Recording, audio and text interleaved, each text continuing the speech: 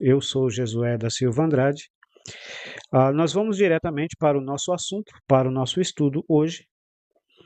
Nós estamos estudando sobre a contribuição financeira na igreja local e nós estamos abordando essa primeira divisão do nosso estudo, que é a verdade sobre o dízimo, que é a verdade sobre o dízimo.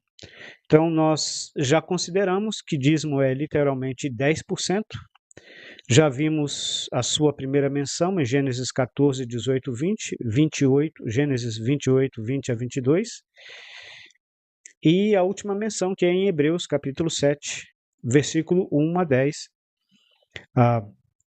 Hebreus, capítulo 7, versículo 1 a 10, quando o escritor aos Hebreus, comparando o sacerdócio de Melquisedeque com o sacerdócio do Senhor Jesus Cristo com o sacerdócio de Arão, e colocando Melquisedeque como um tipo do Senhor Jesus Cristo no Velho Testamento, um sacerdócio superior ao sacerdócio de Arão. Então, o dízimo ali é mencionado não como uma forma de doutrina, como muita gente quer que o texto diz. Não é dessa forma que é apresentado ali, mas é de uma forma onde o escritor aos Hebreus, que era judeu, convertido ao Senhor Jesus Cristo, está ensinando aqueles judeus que estavam dispersos, provavelmente por causa da perseguição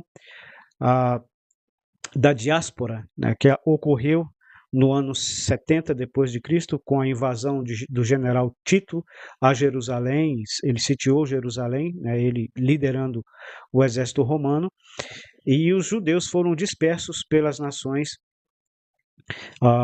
por causa, né, da sua rejeição ao evangelho da graça de Deus. Nós entendemos que foi por isso que Deus permitiu essa diáspora no ano 70 depois de Cristo, pela invasão do general Tito. Então, muitos crentes que eram judeus e que estavam sendo perseguidos pelo Império Romano por serem cristãos e também por serem judeus, eles estavam sendo tentados a voltar às práticas do judaísmo. E é nesse contexto que Hebreus 7, 1 a 10 está falando, colocando o sacerdócio de Cristo superior ao sacerdócio de Arão, né? E ao citar a expressão dízimo ali, que Abraão deu a Melquisedeque o dízimo, e Levi, os levitas, né, também deu, porque estavam nos lombos de Abraão, né, também deu dízimos.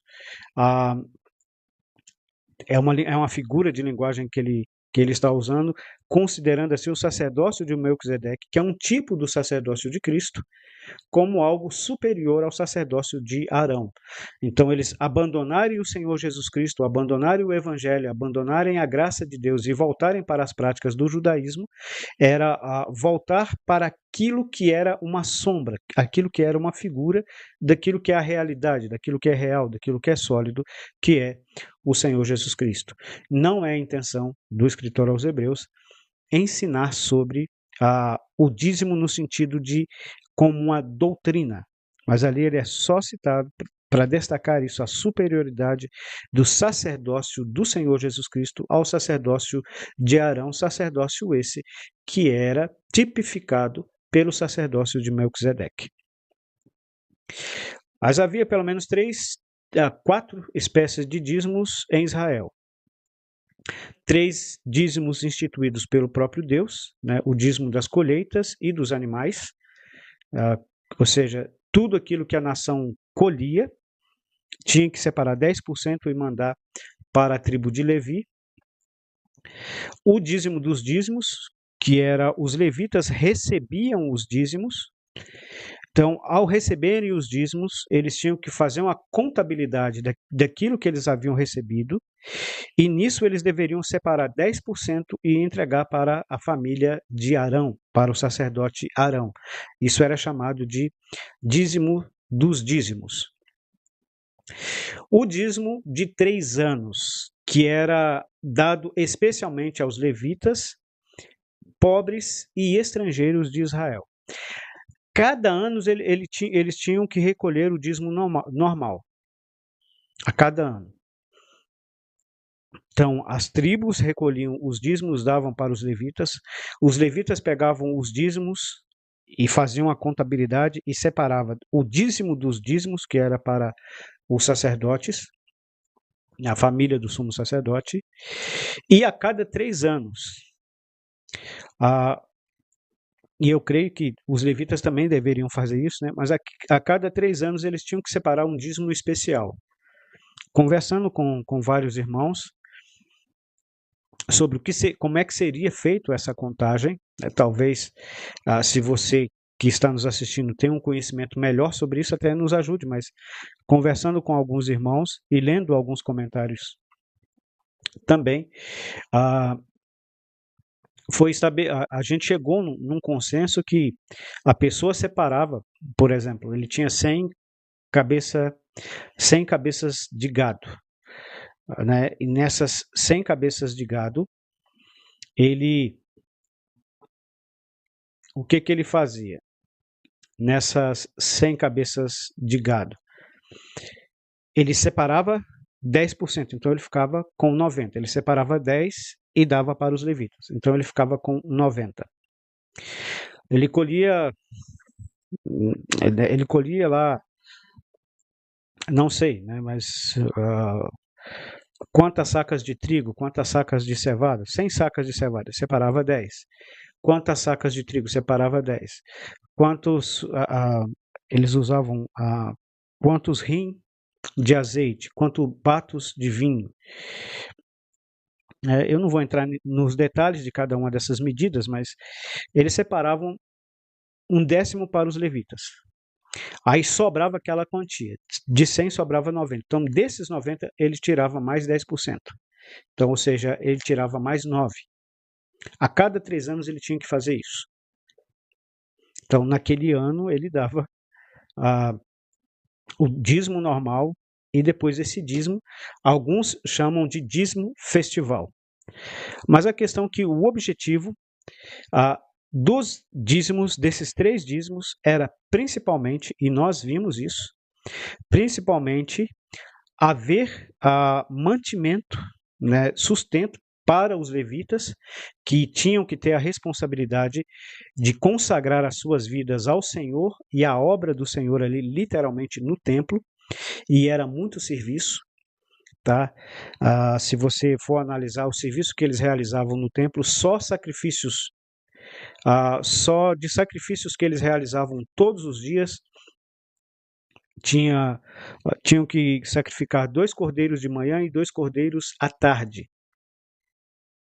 Isso sem falar as ofertas de cereais, as ofertas de manjares, as ofertas pelo pecado, quando alguém pecava e vinha até ali no templo para expiar a sua culpa, as festas que tinham, festa da Páscoa, a festa do Pentecostes, festa das trombetas, o dia da expiação, a festa dos tabernáculos, no ano do jubileu, né, a cada 50 anos havia uma festa especial que era chamada de o ano do jubileu. Então, tudo isso era responsabilidade dos levitas que não tinham herança, uma vez que eles tinham que realizar esse serviço para o Senhor, cuidar do templo e cuidar dos sacrifícios que eram oferecidos ali no templo, auxiliando os sacerdotes, que tinham a responsabilidade de imolar, aspergir o sangue, ungir os objetos e etc. Além de ler a lei para o povo constantemente. Os levitas, então, eram esses auxiliares que auxiliavam os sacerdotes. Nos dias de hoje, erroneamente se atribui a função de levita a cantores, mas essa não era a função dos levitas. Na época do rei Salomão, né, por ordem de Davi, alguns levitas foram escolhidos para serem cantores, mas alguns levitas, mas o serviço dos levitas estava relacionado a auxiliar ali os sacerdotes no templo, no ofício de oferecer sacrifícios ao Senhor. Eles não tinham herança, eles não tinham terras para eles plantarem, para eles criarem gado. Então era a responsabilidade das outras tribos separarem a 10ª parte daquilo que eles colhiam e do gado que eles criavam e levar para eles. E a cada 3 anos eles faziam esse dízimo chamado dízimo dos dízimos.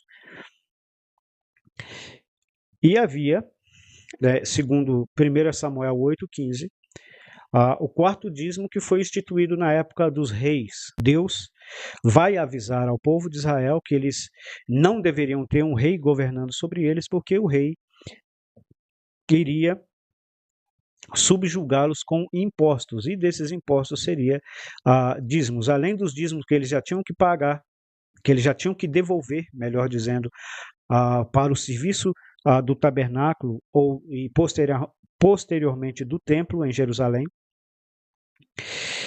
Além desses dízimos, eles também teriam o dízimo que deveria ser destinado à casa real.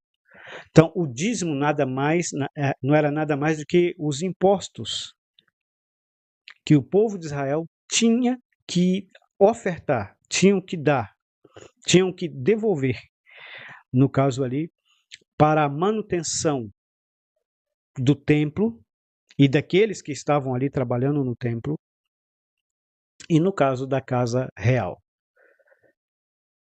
Hoje, quando se fala em dízimo, logo se fala em dinheiro, né, de finanças. E no tempo do Velho Testamento não estava relacionado a dinheiro, estava relacionado a pessoa doar, a devolver, no caso, a parte do seu gado, parte da sua produção agrícola, que Israel era a economia básica de Israel girava em torno da agropecuária e também das plantações, né, que havia ali, como azeite, uvas, cevada, figos e trigo. Pelo menos essas culturas são mencionadas na Bíblia. Aquele que lê a Bíblia, aquele que estuda a Bíblia vai identificar isso de uma maneira clara, de uma maneira objetiva. Além dos dízimos que havia em Israel, o povo de Israel tinha a obrigação de ofertar, que aí já está relacionado às ofertas, com os primogênitos, Êxodo capítulo 13, 1 a 2, 11 a 13, 34, 19, Levítico 27 a 26. Então, toda a primeira cria dos animais, né, deveria ser consagrada ao Senhor, por exemplo, do boi, das ovelhas, né, deveria ser consagrado, literalmente sacrificado ao Senhor. Quando era de jumento, deveria ser resgatado, ou seja, no lugar daquele jumento, um cordeiro deveria morrer. E também os primogênitos dos israelitas, cada filho homem, né, o primeiro filho de um casal, deveria ser consagrado ao Senhor. No caso ali, o israelita, quando nascia o filho primogênito, ele deveria ir lá e pegar um animal, né, um cordeiro, e oferecer no lugar do seu filho primogênito, resgatando assim o primogênito. Era para morrer o primogênito, mas aí o israelita deveria resgatar o primogênito com um animal, com uma vítima, no caso ali um cordeiro. As primícias da terra. Então, a pessoa ia colher, por exemplo, o trigo. O primeiro molho de trigo, né, deveria ser ofertado ao Senhor. Ele deveria levar esse primeiro molho ao templo, e lá no templo, juntamente com alguns animais, essas primícias deveriam ser oferecidas ao Senhor. Ofertas cerimoniais, que eram, no caso, os holocaustos, libações, manjares, pacíficas e pelo pecado. Se você ler o livro de Levíticos, você vai encontrar cada uma dessas ofertas, tá? Cada uma dessas ofertas que eles deveriam oferecer. Oferta alçada ou levantada, que era para um propósito específico.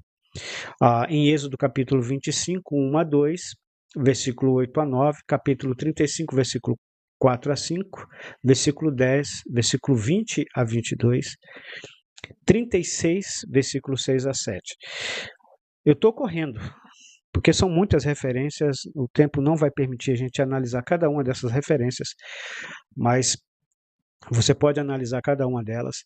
Quando foi construir o tabernáculo, foi feita uma oferta alçada, uma oferta levantada com o propósito de construir o tabernáculo. Então, ali, naquela oferta que foi levantada, eles construíram o tabernáculo. E é a única vez na história que, no caso, eles tiveram que dizer, olha, parem de trazer as ofertas, parem de trazer os donativos, porque já temos demais, né? Já dá e sobra para construirmos o tabernáculo. E Malaquias capítulo 3, versículo 8, quando Deus vai acusar a nação de Israel de lhe estar roubando, né? E é uma acusação contra a nação de Israel, né? Em Malaquias capítulo 3, versículo 8, ele vai mencionar essas ofertas, provavelmente alguma oferta que estava sendo levantada para a reconstrução do templo. Malaquias é um profeta pós-exílio. Malaquias foi contemporâneo de Neemias e de Esdras. Tá? E nesse processo de reconstrução do templo, além dos dízimos que dava, as pessoas que estavam responsáveis na reconstrução dos muros de Jerusalém e do templo, pediram que fosse levantada uma oferta para esse objetivo, só que muitos israelitas não estavam cooperando com isso. Eles tinham recebido essa orientação de Deus de levantarem essa oferta, mas o povo não estava correspondendo, não estavam entregando os dízimos de maneira devida, e você deve observar que lá em Malaquias 3:8 usa a expressão dízimos no plural, pelo menos 3 dízimos, né? São 4 os que são mencionados, mas 3 foi estabelecido pelo próprio Deus: dízimo dos animais e das colheitas, dízimo dos dízimos e o dízimo a cada 3 anos. Aquele dízimo especial.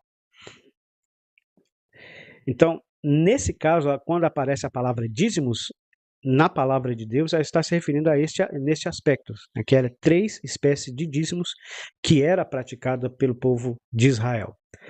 Então, quando alguém cita Malaquias hoje, obrigando as pessoas a darem o dízimo, né, e ameaçando as pessoas de estarem debaixo de maldição, caso elas não atentam para a sua imposição, eles ameaçam dizendo que essa pessoa está debaixo de maldição, que ela está roubando a Deus. E nesse aspecto aí, se for fazer essa aplicação, então não tem nenhum cristão, nenhum, que seja salvo e que não esteja debaixo da maldição. Porque segundo e o contexto de Malaquias, que é o contexto da velha aliança, que é o contexto da nação de Israel, não há praticada de uma maneira, não existe, eu não conheço como era praticada o dízimo no Velho Testamento. Existe aquelas pessoas que separam 10% do seu salário, né, e doam, né, e doam para suas denominações. E existe todo aquele teatro, não tem outra expressão, né?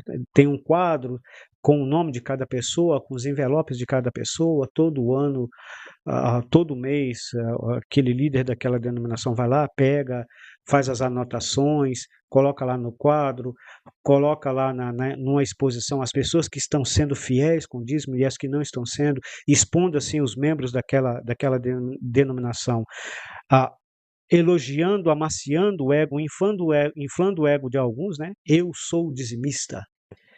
E humilhando os outros, depreciando os outros, né? Aqueles não são fiéis porque eles não são dizimistas. Isso é vergonhoso, isso, sabe? E muitas das vezes essas pessoas têm propriedades, o que eu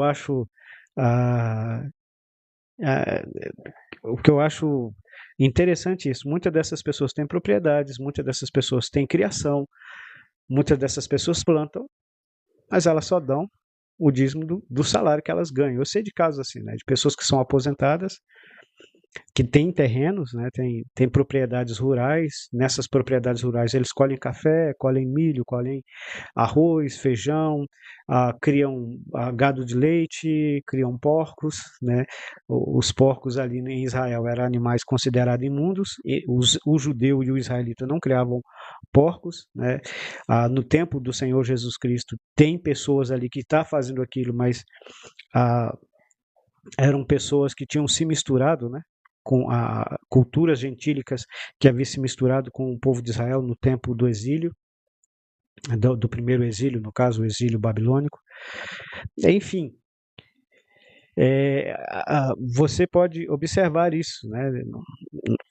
A pessoa se engana achando que ela está devolvendo o dízimo, mas não está coisa nenhuma. E nesse caso, né, a cada 3 anos a pessoa teria que fazer essa conta naquele ano, né? Essa conta naquele ano e fazer por exemplo, a pessoa ganha R$ 1.500 por mês. Eu creio que o salário mínimo está em torno disso. Aí ele, durante o ano, vai dar 15 mil, 18 mil reais. Vai dar 18 mil reais. Durante aquele ano, ele vai ter dado R$ 1.800. Mas ele deveria fazer a conta, né? Então, a conta, além daquele que ele já deu, separar mais 10% do valor durante o ano. Ninguém faz isso. Não há ninguém que faça isso. Eu não conheço. Se há alguém que faz isso, eu não conheço. Que faz isso a cada 3 anos, eu não conheço. Eu me lembro que uma vez, questionado se na onde eu reunia, né, com a igreja aqui em Manhuaçu, trabalhando com uma pessoa que se identificou evangélico, né, e surgiu esse assunto, e ele veio falar que o crente que não dá o dízimo, né, que não devolve o dízimo, ou que não entrega, seja lá a nomenclatura que a pessoa usa, ele está em desobediência à palavra de Deus e etc. Aí eu virei para ele e falei assim, não, no Novo Testamento não existe isso. No Novo Testamento a Bíblia fala de contribuição voluntária, ofertas voluntárias, que é a expressão do amor do povo de Deus ao próprio Deus e que doam voluntariamente de coração ao Senhor, entregando aquilo que eles propõem no coração e ofertar ao Senhor. É algo que é decidido entre a pessoa e o Senhor. Então, se é 1%, se é 10%, se é 20%, se é tudo que a pessoa tem. Isso aí é entre a pessoa e ao Senhor. A gente vai olhar isso mais profundamente mais à frente. Mas a questão é que as ofertas no Novo Testamento são voluntárias. É algo que a pessoa se propõe diante de Deus. Não é imposta, não é por obrigação. Falando assim com ele falou assim, não, que não sei o que tem, que tá assim, pá. Aí eu falei, tá, então vocês dão o dízimo. Damos. Aí fui, citei esses versículos para ele, e ele ficou de boca aberta, porque alguém tinha falado isso com ele. Peguei as referências bíblicas, entreguei para esse indivíduo, né, e eu acho interessante isso. O cara vem, desafia a gente, dando uma de superior espiritual com a gente, porque ele é dizimista e a gente não é. Achei interessante isso. Mas nem sabe o que ele está falando. O cara nem sabia o que ele estava falando. E nesse caso, que aconteceu comigo, que eu achei interessante, é que ele nem sabia o que ele estava falando. Aí peguei, expliquei para ele como que funcionava realmente no Velho Testamento, como era a questão do dízimo no Velho Testamento. Peguei as referências bíblicas, entreguei para ele e mandei ele ler. Chegue na sua casa, ore a Deus, pedindo a direção dele, leia os textos e veja se realmente vocês estão praticando a questão do dízimo. Pegou, foi para sua casa, no outro dia o cara ficou mudo. Não conversava comigo. Aí com muito custo ele começou a conversar, falei com ele, mas você leu? Sim, eu entendi, realmente, ele dizendo para mim, realmente é aquilo mesmo que você disse. Falei, pois então, faz o seguinte, procure o seu líder religioso e pergunta a ele o que ele entende desses textos. E pergunta a ele se ele entrega o dízimo. Ele falou, não, mas ele não precisa entregar. Eu falei, não, é claro que ele precisa.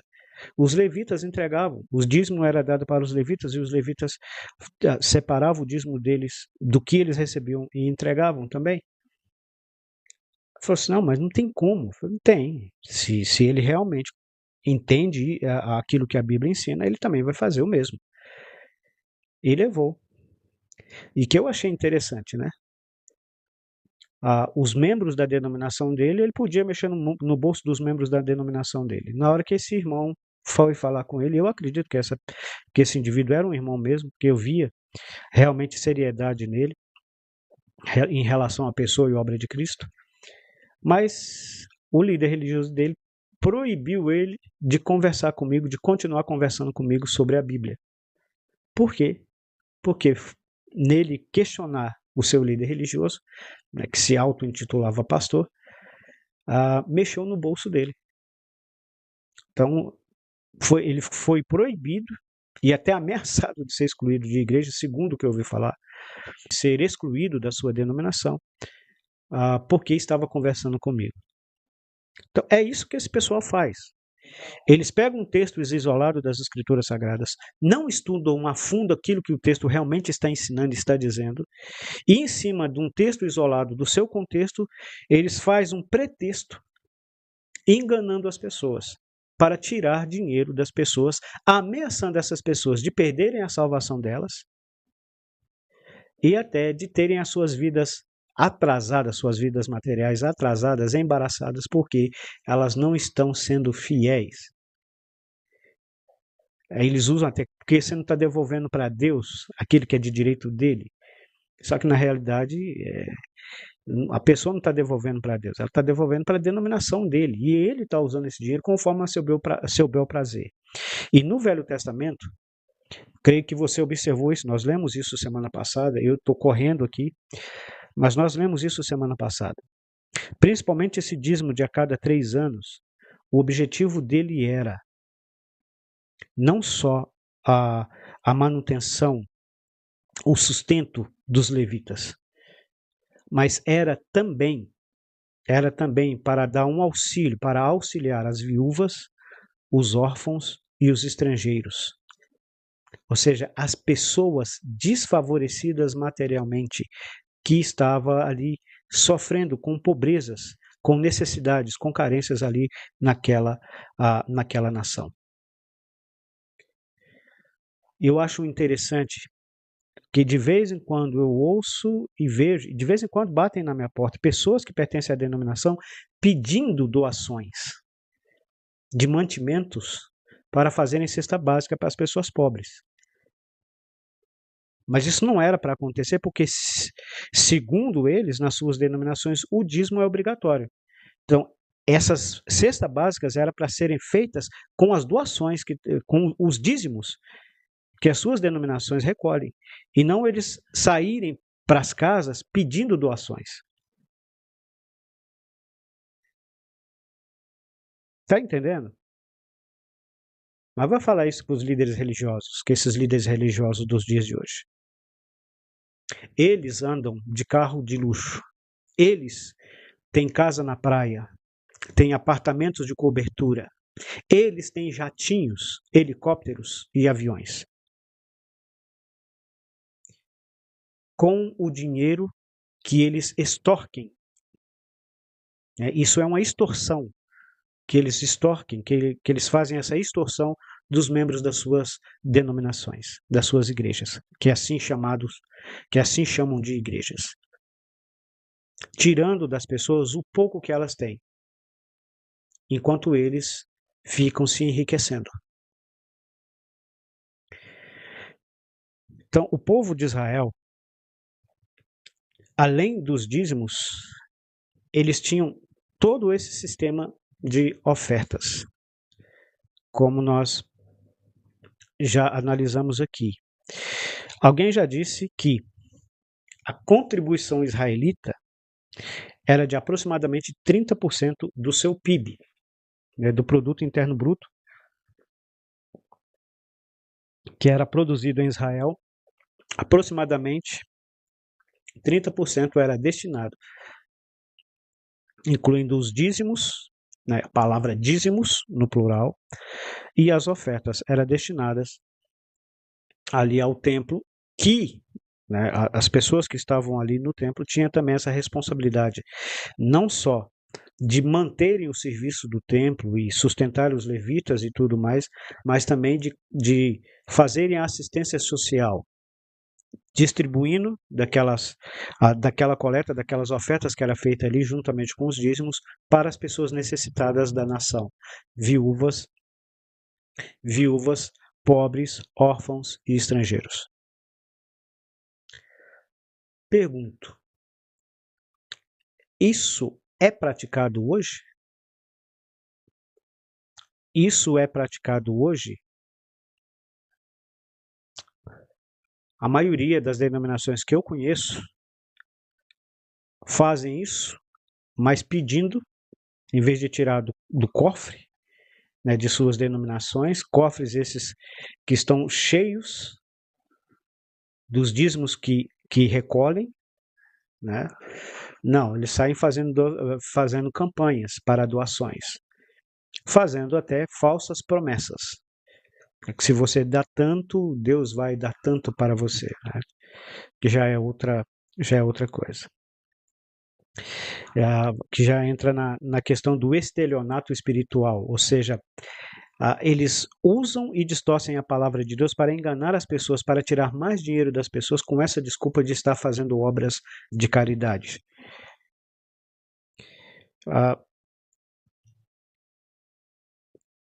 O dízimo não é um mandamento para a igreja. Presta bem atenção nisso aqui. E mais uma vez nós vamos repetir isso. O dízimo não é mandamento para a igreja. Vou falar mais uma vez. O dízimo não é mandamento para a igreja. Com toda certeza, muita gente não vai gostar. Estou falando até de irmãos, tá? Que reúnem na simplicidade do Novo Testamento. Porque tem irmãos que não concordam comigo. E, aliás, você não precisa concordar comigo. Mas uma coisa que eu e você precisamos é concordar com aquilo que a palavra de Deus ensina. E na palavra de Deus, no Novo Testamento, não há base para exigência de obrigar os membros de uma igreja a darem o dízimo. Seja qualquer nomenclatura que a pessoa usa, né? Pagar, devolver, entregar, não existe no Novo Testamento. Quem usa Malaquias capítulo 3, versículo 8, Malaquias capítulo 3, versículo 10, como textos para obrigar, para forçar, até acusando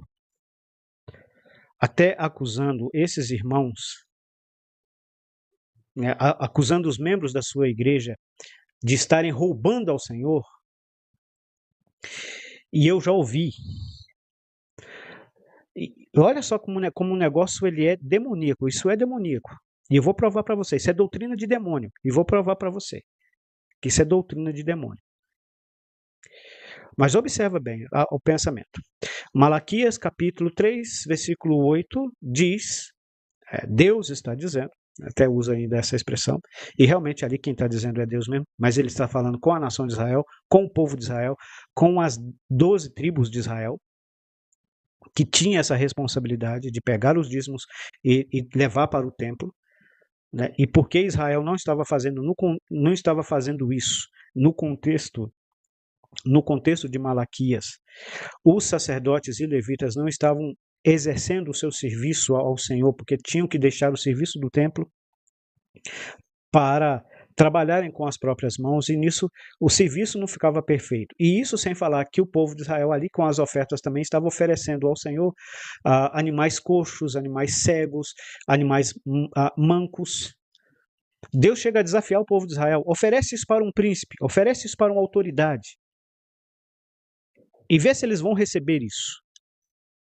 Agora vocês trazem isso para mim, ou seja, eles estavam levando as sobras para Deus, o resto para Deus, aquilo que é inferior para Deus. Nesse contexto, no contexto da lei, no contexto do povo de Israel, eles estavam realmente cometendo um terrível pecado contra o Senhor. Podemos aplicar isso para a vida espiritual nossa? Sim. É uma aplicação, mas não um mandamento como se isso fosse uma obrigatoriedade do cristão, do crente. Não. Eles estavam debaixo da lei. E pela lei, eles tinham que fazer aquilo que era a função deles, os deveres deles. E ao não cumprirem com isso, eles estavam falhando com Deus. E é por isso que Deus vai dizer para eles: vocês estão me roubando. Aí alguém pega esse texto, isola ele do seu contexto, né, e fala: então quem não dá o dízimo, ele está roubando a Deus, então ele é um ladrão. 1 Coríntios, né, deixa bem claro que os ladrões não herdarão o reino de Deus. Logo, se a pessoa não dá o dízimo, ele é um ladrão. Se ele é um ladrão, ele perdeu a salvação. Ou ele está perdendo a salvação. Ou ele vai perder a salvação. Ou ele não é salvo.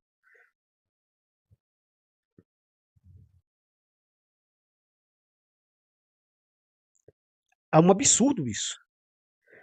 Então significa que aquilo que Cristo fez na cruz do Calvário, no nosso lugar, pelos nossos pecados, como nos diz lá em Gálatas capítulo 3, a gente vai ler esse texto ainda, né? Cristo nos resgatou da maldição da lei. Maldição da lei engloba tudo. Nenhum ser humano conseguiu guardar a lei. Nenhum ser humano, salvo o Senhor Jesus Cristo. Quando o Senhor Jesus Cristo morreu na cruz do Calvário, ele nos resgatou da maldição da lei. Logo, alguém que arrependeu verdadeiramente do seu pecado e creu no Senhor Jesus Cristo, ele não está mais debaixo da lei, está debaixo da graça. Então, aquilo que nós fazemos hoje, nós fazemos por amor, não como uma imposição, como uma obrigação, mas porque amamos ao Senhor. Então, falar que alguém, por não dar o dízimo, está debaixo de maldição, é pegar o sacrifício que Cristo realizou na cruz do Calvário e reduzi-lo a nada. E por isso que é uma doutrina de demônio isso. Porque ela tira os méritos salvadores do Senhor Jesus Cristo na cruz do Calvário, que é o único capaz de perdoar e salvar o pecador, e joga em cima do homem. De uma prática de dar 10%, ou devolver, seja lá a nomenclatura que usa, para o Senhor. Então, você não precisa arrepender dos seus pecados e crer no Senhor Jesus Cristo, é só você dar o dízimo. Aliás, existe aquelas pessoas que vivem vidas imorais. Eu já vi pessoas imorais, completamente imorais. Mas todo mês ele separa 10% e leva para algum tipo de denominação, para uma denominação religiosa. A vida daquela pessoa está uma miséria espiritualmente falando. Mas esses líderes gulosos, gananciosos, pegam o dinheiro dessas pessoas. Um dinheiro manchado de sangue, um dinheiro manchado de imoralidade, de profanação. Mas eles pegam. Porque o interesse deles é o dinheiro. Não é a alma dessas pessoas. Não é a transformação que Cristo pode exercer, fazer na vida dessas pessoas, elas arrependendo e crendo no Senhor Jesus Cristo de todo o coração, recebendo Ele pela fé. Então, não importa o que a pessoa fez ou deixou de fazer, ela trazendo o dízimo, tá bom. Isso é blasfêmia. Isso chega a ser blasfêmia, como se Deus estivesse importando com o dinheiro, e Deus não está importando com o seu dinheiro. Deus ele não quer o seu dinheiro, Deus ele quer você, ele quer o seu coração. Ele quer que você arrependa dos seus pecados e creia no Senhor Jesus Cristo, recebendo Ele como Senhor e Salvador.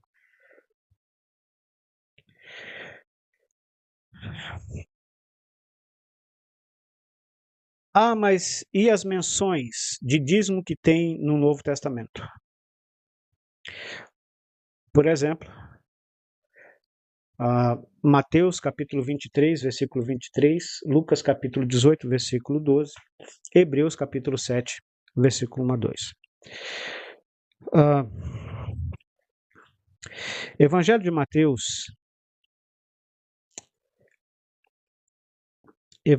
Mateus, capítulo 23, versículo 23.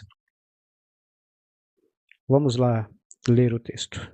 Ai de vós, escribas e fariseus hipócritas, pois que dais o dízimo da hortelã, do endro,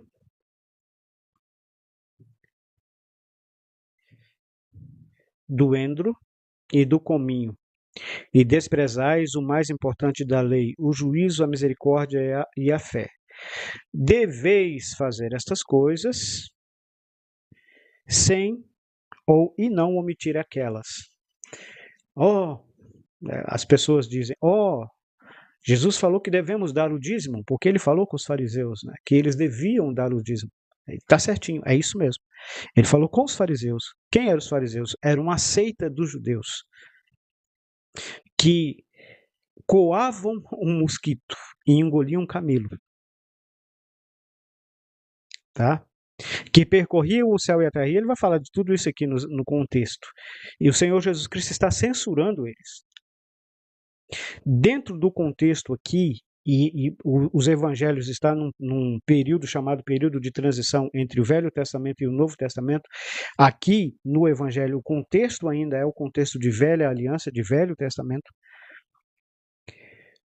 Cristo está falando que eles supervalorizavam, e não é isso que tem acontecido, não é isso que acabamos de falar agora há pouco, a pessoa tem uma vida completamente torta diante de Deus.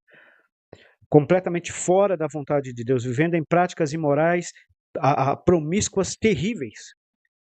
Mas ela vai lá e pega o dízimo e leva para o seu líder religioso. E tá bom. Era isso que estava acontecendo. Eles davam o dízimo de hortaliças, né? O que reforça aquilo que temos falado, né? O dízimo das colheitas, dos produtos agrícolas. Os fariseus, eles iam além. Eles davam das hortaliças. Um fariseu tinha a sua horta lá na sua casa, e aí tinha lá 10 pés de couve. Um pé de couve, ele separava o dízimo dele. Ele tinha 10 pés de hortelã, um pé de hortelã, ele separava como dízimo. Ele tinha lá, colhia lá 10 tomates, 100 tomates. Ele pegava 10 tomates e separava o dízimo dele. Eles eram minuciosos nessa questão do dízimo. Mas eles negligenciavam o mais importante da lei, o juízo, a misericórdia e a fé. E é nesse contexto que Cristo vai dizer, é nesse contexto que o Senhor Jesus vai dizer, deveis ou devias fazer estas coisas, sem omitir aquelas. Vocês querem dar o dízimo até das hortelãs, tudo bem, mas não negligencie aquilo que é mais importante da lei, que é a justiça, a misericórdia e a fé. Então, isso aqui é uma repreensão. Não adianta nada a pessoa separar o dízimo se a vida dela diante de Deus é toda torta. Onde ela vive em práticas imorais, onde ela vive mentindo, uma vida de mentira para os outros. Uma vida de engano, uma vida de ludibriação. Não adianta nada. É isso que Cristo está dizendo. Isso é hipocrisia.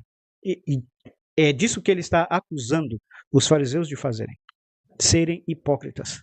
Supervalorizava o dízimo, mas desprezava realmente aquilo que era fundamental da lei, o juízo, a misericórdia e a fé. Um outro texto que eles distorcem do seu contexto e também citam, né, como base para dizer que no Novo Testamento menciona o dízimo, é Lucas capítulo 18, versículo 12. Isso aqui ele está contando a parábola do fariseu e do publicano. Versículo 11, né? O fariseu, estando em pé, orava consigo desta maneira: ó Deus, graças te dou, porque não sou como os demais homens, roubadores, injustos e adúlteros, nem ainda como este publicano. Ou seja, ele se julgava a última bolacha do pacote, o cara, o bambambam, o melhor dos melhores, né? O Pelé. Ele se considerava o Pelé da religião, né? A pessoa mais religiosa do mundo. E ele vai dizer, olha, eu jejuo 2 vezes na semana. Curioso, né? Que as mesmas pessoas que defendem o dízimo também gostam de ficar arrotando que jejuam, que se consagram, né? Consagrar deles significa jejuar, se abster de alimentos e se abster até das suas intimidades com as suas esposas ou com seus maridos. Mas esse não é o nosso assunto, né? E dou o dízimo de tudo quanto possuo. Aí a pessoa vai lá, não, a Bíblia menciona de um homem que dava o dízimo de tudo quanto possuo, mas continua lendo o texto. A oração desse homem que se vangloriava nas suas obras religiosas, ela não subiu do teto, porque ele não se julgava pecador. Ele se julgava uma pessoa melhor do que as outras por causa das suas práticas religiosas, o que incluía dar o dízimo de tudo que ele possuía. Cristo aqui não está incentivando o dar o dízimo, mas antes está condenando usar a prática do dízimo como meio de se vangloriar, de se orgulhar, se considerando melhor do que os outros, mais religioso do que os outros. Ele era um pecador que precisava de Cristo, mas por causa da sua religiosidade vã e da sua prática do dízimo, ele não se julgava alguém que precisava da salvação, que precisava do perdão dos seus pecados. Enquanto o publicano, no versículo 13 em diante, vai dizer isso, estando de longe, em pé, de longe, nem ainda queria levantar os olhos ao céu, ou seja, alguém que está sentindo o peso dos seus pecados no seu coração. E as palavras que ele fala, tem misericórdia de mim, ó Deus, porque sou pecador. E o que o Senhor Jesus Cristo vai dizer? Que o publicano, o pecador indigno, desceu justificado para a sua casa. Ou seja, Deus perdoou aquele publicano. E aquele fariseu voltou para sua casa tão vazio quanto ele estava. Quantas pessoas que se orgulham e se consideram fiéis a Deus. Elas dizem, eu sou fiel a Deus porque eu dou o dízimo de tudo quanto possuo. Mas são pessoas vazias de Cristo. Porque elas ainda não reconheceram seus pecados. Elas não reconheceram o plano de salvação de Deus. Elas não arrependeram de seus pecados e não creram no Senhor Jesus Cristo.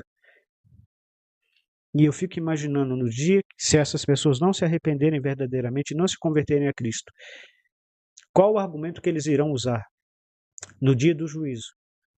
Será que eles acham que o ato deles, na ideia deles, né, de dar o dízimo, irá resolver o problema da salvação deles? Porque a salvação da alma, segundo o salmista, ela é caríssima.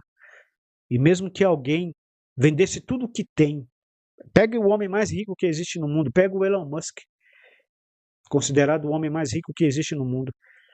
Então, se ele quisesse salvar alguém, ou mesmo salvar a si próprio, os seus recursos se esgotariam antes, toda a sua fortuna se esgotariam antes. Ele não conseguiria salvar a si mesmo, muito menos o outro. A palavra de Deus ela é bem clara em dizer isso, que o único que pode salvar o pecador é o Senhor Jesus Cristo. E é por meio da sua obra redentora na cruz do Calvário. Então, esses textos do Novo Testamento não está incentivando, não está dizendo que nós devemos pagar o dízimo, dar o dízimo ou entregar o dízimo, mas antes pelo contrário. Ele está nos alertando a tomar cuidado de não pegar algo e colocar a ênfase nesse algo, colocando isso como uma premissa de que isso nos faz melhor do que os outros. Assim como tem pessoas que não entendem essa questão do dízimo, entendem da maneira bíblica, da maneira correta, que foi para o Velho Testamento, que hoje nós estamos debaixo da graça. Mas são pessoas, por exemplo, que pegam coisas em outra área. E nessa outra área se consideram que é melhor do que os outros crentes, que é melhor do que as outras pessoas porque eles praticam essas coisas. E os outros não, os outros são piores do que ele. É aquilo que é chamado de fermento dos fariseus na Bíblia, né? Coloca-se ênfase, às vezes, num detalhe, numa coisa, mas desprezam realmente aquilo que a Bíblia ensina, o amor a Deus, de todo o coração, de toda a alma, de todo o entendimento, com todas as forças, e o amor ao próximo como a si mesmo. O amar aos irmãos. Se alguém não ama ao seu irmão a quem viu, como irá amar a Deus a quem não viu?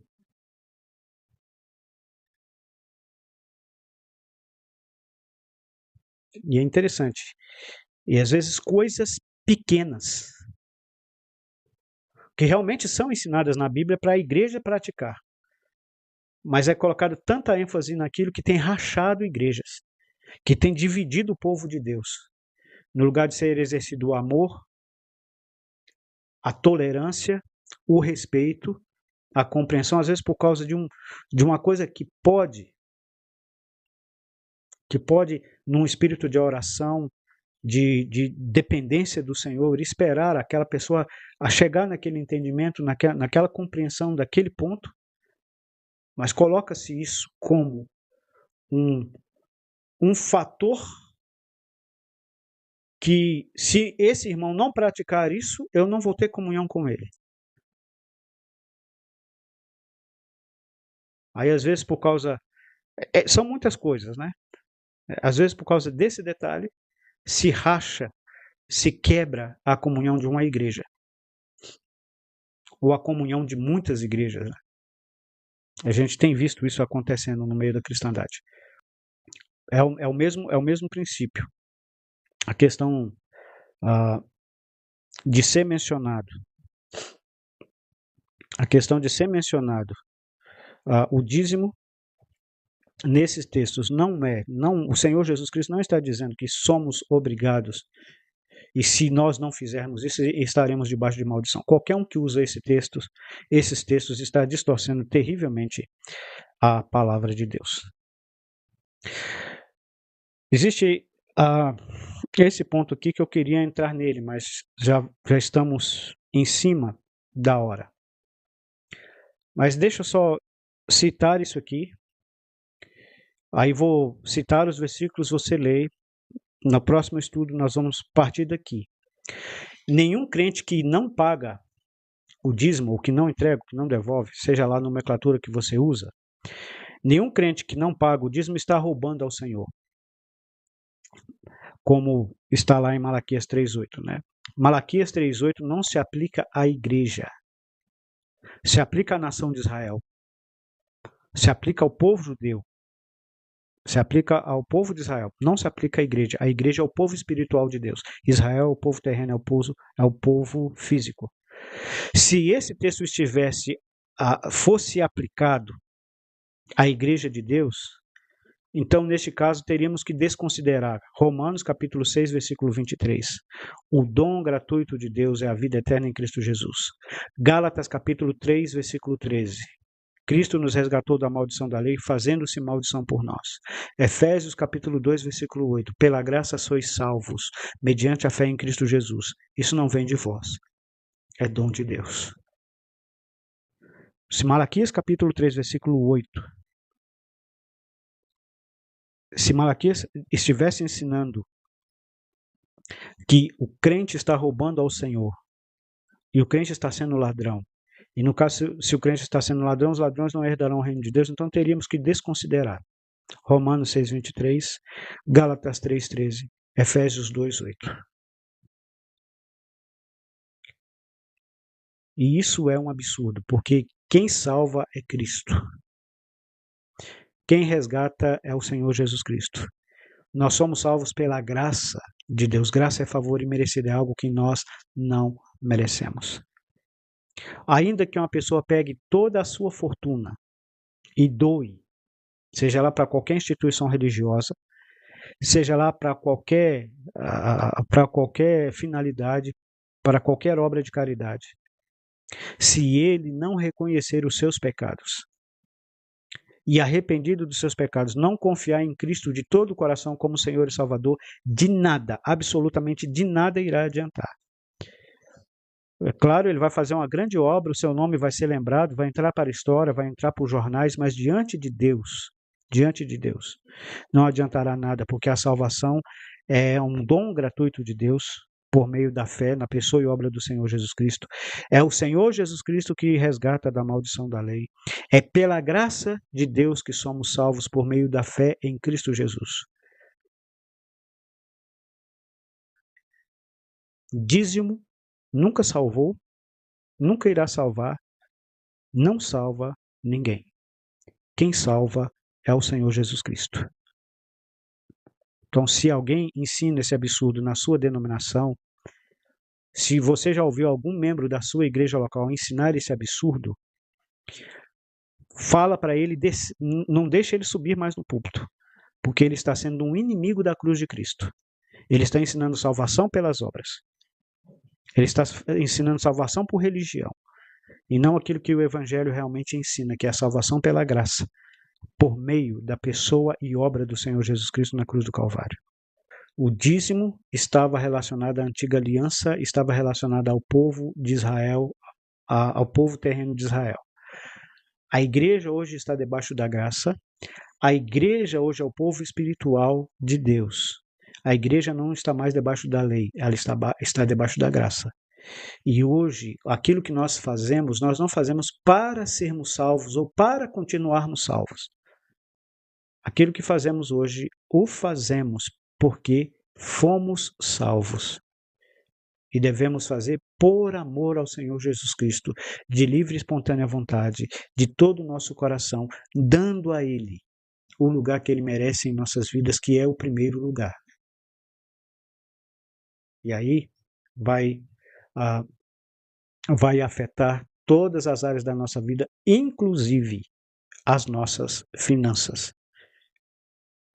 Inclusive os nossos bens materiais, bens esse que Deus nos dá pela sua bondade, pela sua misericórdia. Mas isso é para os nossos próximos estudos. Que Deus abençoe ricamente a sua vida. Se você tiver dúvidas, não pode deixar aí a sua dúvida nos comentários e assim que possível estaremos respondendo elas. Tchau, tchau.